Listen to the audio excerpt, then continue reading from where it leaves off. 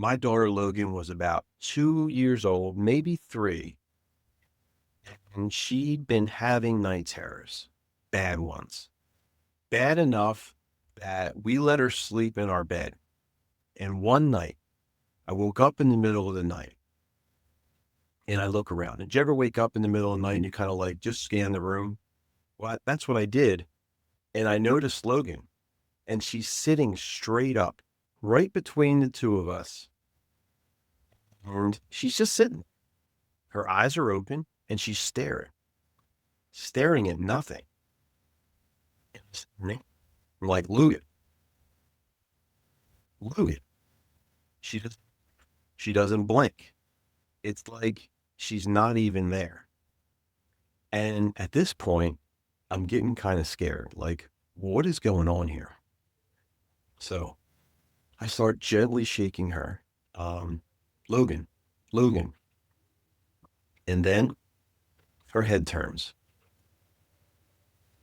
and she says, Logan's not here, and starts screaming.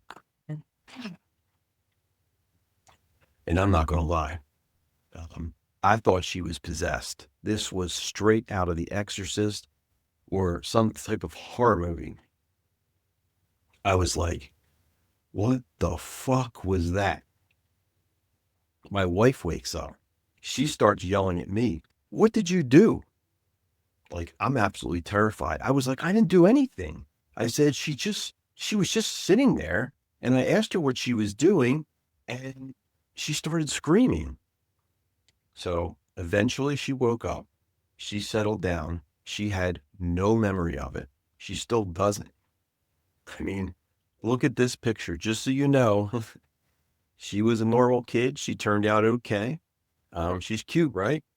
Um, and she actually gets a kick out of the story now. But that moment has stuck with me my entire life. I don't know what it was. I still don't. But years later, as I started this research, I found out that I wasn't the only parent that experienced something like this. In Louisiana in 1998, a 2-year-old boy named James Leininger, he started waking up in the middle of the night, screaming, thrashing, kicking his legs in the air, clawing at the walls. Thank God Logan didn't do that. I mean, that night I was waiting for her to climb up to the ceiling. But see, he started having violent night terrors, just like Logan. But the weird thing was, as he got older, he started to give clues. Once he could talk, he kept saying the same thing over and over again. Airplane crash, plane on fire, little man can't get out. His parents had no idea what to do. But what they discovered, trying to explain those nightmares, changed everything for them. It changed everything they believed. I'm Steve Mancini. Welcome to the Distributed Mind. Let's dig into this. So, before we get into James's story, I want to explain what might actually be happening here, because there's a framework, and I think it makes sense of all of this. If you remember back to episode 2, we explored Dr. Michael Newton's research. What happens when we die?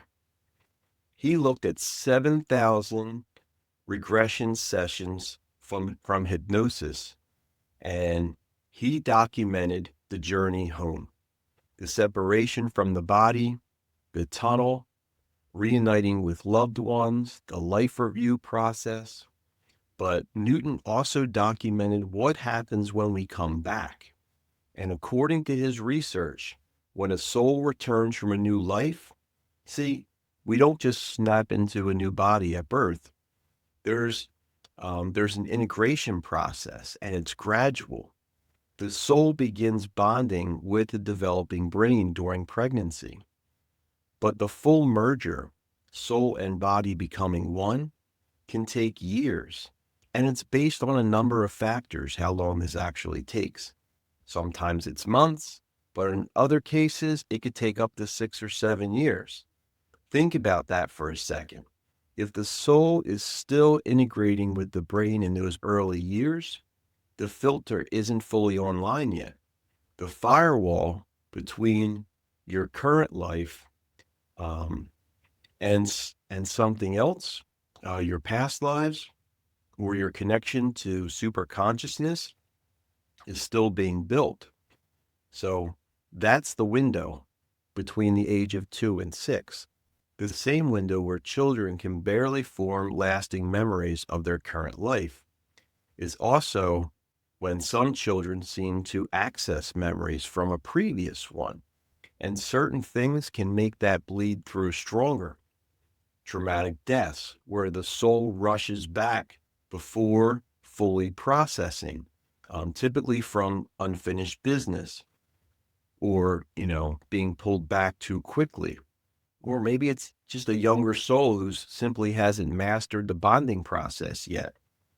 But the University of Virginia has documented over 2,500 of these cases. You can look it up online. Children's describing lives they've never lived with details that were later verified. And James Leininger is one of the most thoroughly documented cases in American history. James Leininger was born in 1998, Louisiana. His dad, Bruce, worked in human resources. His mom, Andrea, was a stay-at-home mom. They were a Christian family. They went to church on Sundays. They had traditional values. Reincarnation, not so much. Not even on their radar. When James was about 2, his mom took him to a flight museum in Dallas. He was fascinated. He wouldn't leave. He wanted to look at every plane, especially the World War II aircraft. Seemed like a normal kid thing, right? Little boys love planes. And at home, that's all he would play with. But shortly after that trip, the nightmares started. 2, 3, 4 times a week. Middle of the night. Can you imagine? James is screaming, thrashing in bed, kicking his legs up into the air. He was trying to escape something, clawing at the walls. He kept saying the same thing over and over again. Airplane crash. Plane on fire. Little man can't get out. Andrea, his mom, rushes in, tries to calm him down. She asked him at one point, "Who is little man?" And James looks at her. "Me." They took him to a pediatrician. Night terrors. That was the diagnosis. Don't worry, you'll grow out of it. But James didn't grow out of it. And the things he started saying during the day were even harder to explain. James starts telling his parents things, especially when he was playing, things a 2-year-old shouldn't know. He says his plane was shot down by the Japanese. He says he flew a Corsair. One day, his mom mentions that Corsairs had propellers, and James, barely 3 years old, corrects her. "They're called props, Mom." He knew Corsairs got flat tires when they landed, and that's not in any kids' books. That's a detail only pilots would know, or aviation historians. The F-4U Corsair had a notorious tendency to blow tires on landing. And one day, Andrea asks him, "Where did your plane take off from?" James says, "A boat." "What was the boat's name?" He thinks for a second. "Natoma." Now, Bruce, the dad, he's listening to all of this and he thinks it's insane. He doesn't believe in reincarnation. He's a Christian, and this does not fit his worldview. So he decides he's going to debunk it. If he can prove that there is no ship called a Natoma, this whole thing will fall apart. So Bruce starts researching. He goes online. He digs through military records. And he finds it. The USS Natoma Bay, a real escort carrier served in the Pacific during World War II, and Bruce's stomach drops. Now, Bruce is shaken, but he keeps digging. He finds the records for the Natoma Bay. 21 pilots from that ship, they were killed in action. He starts going through the names. One day, Andrea asked James, "Do you remember anyone else from the boat? Did you have any friends?" And James says, Jack Larson. Bruce searches the crew roster, and there he is, Jack Larson, a real pilot. Served on the Natoma Bay, but here's the thing. Jack Larson wasn't one of the pilots who died. He survives the war. So who was James remembered being? Bruce kept digging.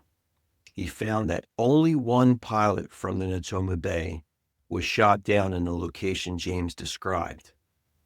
See, James described the plane being over Iwo Jima. It was hitting the engine, it crashed into the water. So the only pilot that matched that was a pilot named James Huston Jr. James, the same name as their son. Coincidence? I don't know. The Leiningers eventually tracked down James Hudson's family, and his sister, Annie Hudson Barron, she was still alive. She was in her 80s. They arranged a meeting, and when young James met her, he knew things. He knew details about her brother's childhood. He knew his nickname and personal things that weren't in any book, weren't in any public records, things that only his family would know. Annie Barron, she was stunned. She became convinced. She said she believed this little boy, and she believed that the little boy carried her brother's memories. And Bruce Leininger, the skeptic, the Christian, the man who spent years trying to debunk his own son, well, he wrote a book about it. It was called Soul Survivor, because at this point, he couldn't explain it away. Now, I've read this book. It's an excellent book, although I will say I felt like it started a little bit slow. But once it gets into the details, it's fascinating. And it goes into way more detail than I just did. So if you like reading, I highly recommend you check out Soul Survivor. It's fascinating. See, I believe your brain isn't the hard drive. It's an interface to essential consciousness. And that interface, it has a filter that blocks access to memories and consciousness beyond your current life. But that filter, it isn't completely online at birth, like I said. It develops as the brain matures. That's why most of us don't remember being 2 years old. And it's also why young children sometimes remember things they shouldn't. If we go back to Dr. Newton's research, he documented what happens between lives. After death, he says there's a process. You go through healing. You go through a life review. You go through planning out your next life. The soul prepares before entering a new body. And the bonding with the new brain, it's gradual. It can take years to fully integrate. So, what if the process is rushed? James Hudson Jr. died at 21, shot down over Iwo Jima. His plane was hit. It crashed into the water. He couldn't get out. Boy, can you imagine the trauma there, the terror he must have experienced, the potential unfinished business? What if he reincarnated too soon before the healing was complete? The soul bonds with the new brain, but it's still carrying this weight of how it died. It hasn't let go. And because the child's filter isn't built yet, these memories bleed through. It leads to the nightmares, the phobia, the inexplicable knowledge. Now, by age 6 or 7, the filter comes online, the memory fades, but for those few years, the window is open. So James Leininger, it isn't an isolated case. The University of Virginia, I recommend you check it out, has documented over 2,500 children just like him, describing lives they've never lived, with details that were later verified. And we're just scratching the surface. See, in the next episode, we're going to look at something even harder to explain. Children born with birthmarks, birth defects that match the fatal wounds of the person they claim to have been. This is physical evidence on their body from a life they've never lived. So if the James Leininger case makes you pause, the next one's going to stop you in your tracks. However, before I go there, I want to hear from you. Have your kids ever said something that made you stop? A name they shouldn't have known, a place they've never been? Have they had night terrors like Logan and James? Something that felt more. Drop it in the comments. I read every one of them, and honestly, every story helps build the picture of what's really going on here. And if this episode resonated with you, subscribe to the channel, share it with a friend. We're building something here, a framework of understanding consciousness, something that actually makes sense of the things we've been taught to dismiss. So, thanks for being here. Welcome to the Distributed Mind, and I'll see you next time.